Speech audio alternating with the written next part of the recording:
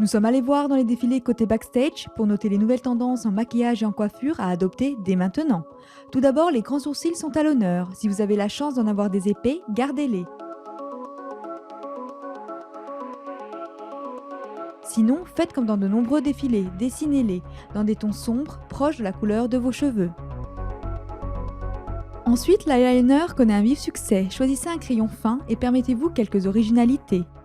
Ce qui a vraiment explosé cette saison, les fards à paupières de couleur vive. Fendi joue la sophistication, mais les traits s'ajoutent plutôt au-dessus de l'œil. N'ayez pas peur d'appliquer du vert ou du bleu vif.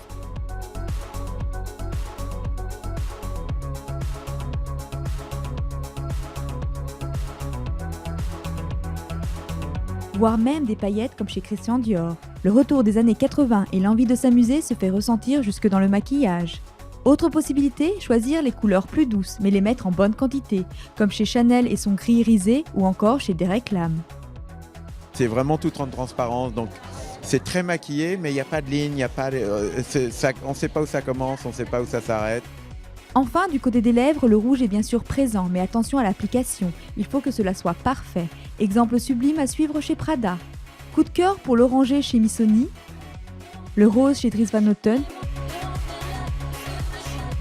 et le fuchsia d'Haider Ackermann. Passons à la coiffure.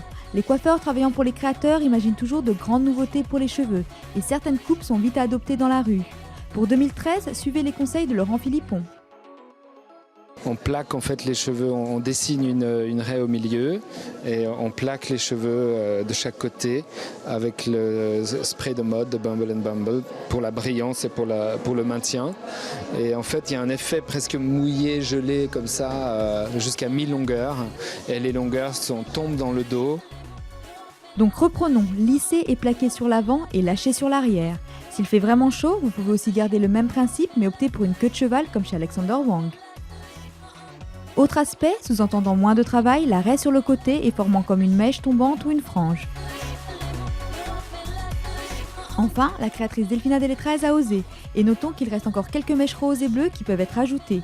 Mais nous vous conseillerons plutôt d'opter pour un accessoire comme le bandeau, en imprimé chez Dolce & Gabbana et en grand modèle chez Rochas.